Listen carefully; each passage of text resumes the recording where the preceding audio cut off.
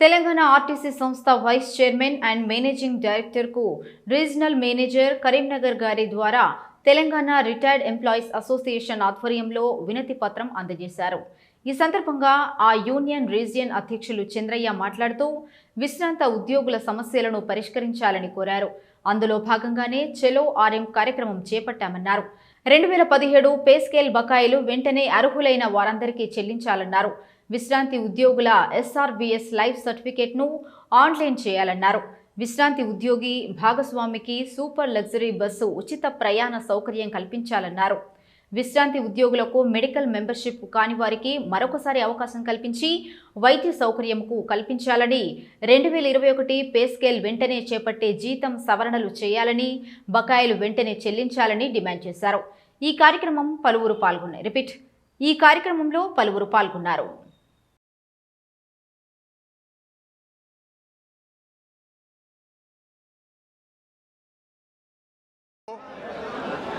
విశ్రాంతి ఉద్యోగులు RTC Telangana employees association పక్షాన రాష్ట్ర కమిటీ పిలుపు మేరకు అన్ని రీజన్లతో పాటు ఎగ్జిక్యూటివ్ డైరెక్టర్కు మరియు మేనేజింగ్ డైరెక్టర్కు వినతి పత్రం ఇవ్వాలన్న దృక్పథంతో మా యొక్క విశ్రాంతి ఉద్యోగులు చేతనైనా చేత కాకుండా కష్టాలకు పిడిపిడికిలు పట్టుకొని ఇలా ఆర్ఎం గారి ఆఫీస్కి వచ్చి మా యొక్క విజ్ఞాపన పత్రాన్ని నిరసన రూపంలో ఇవ్వాలన్న దృక్పథంతో వివిధ డిపోలు కరీంనగర్ సంబంధించిన వివిధ రీజన్కి వెళ్ళి వచ్చిన వాళ్ళందరికీ ధన్యవాదాలు తెలుపుతూ ఈ యొక్క సందేశము ప్రింట్ మీడియా, కేబుల్ మీడియా ద్వారా మేనేజింగ్ డైరెక్టర్కు మరియు ముఖ్యమంత్రి వర్యులకు పోవడానికి ప్రయత్నం చేస్తున్న వారికి ప్రత్యేక కృతజ్ఞత తెలియజేస్తూ, మేము సుమారు రిటైర్మెంట్ అయి 40-50 నుండి 40-50-60 సంవత్సరాలు 40-50 వేల మంది కార్మికులు ఎంతో కష్టాలకు నష్టాలకు ఓడ్చుకొని ఉన్నాము.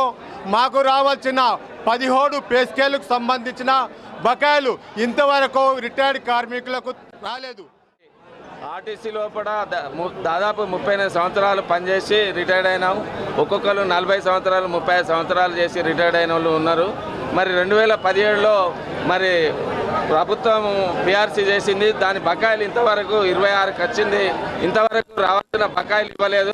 అట్లాగే మేము గొంతమ్మ కోరికలు కోరతలేం. ఆర్టీసీ లోపల ఇన్ని సంవత్సరాలు పనిచేసినాం, మేము వృద్ధులం అయిపోయినాం. మాకు ఎక్స్ప్రెస్ బస్సులో మాత్రమే ఇచ్చిండ్రు. మరి దాన్ని సూపర్ లగ్జరీలో మా భార్యాభర్తలకి ఉచితంగా ప్రయాణం చేయడానికి కల్పించాలని చెప్తున్నాం.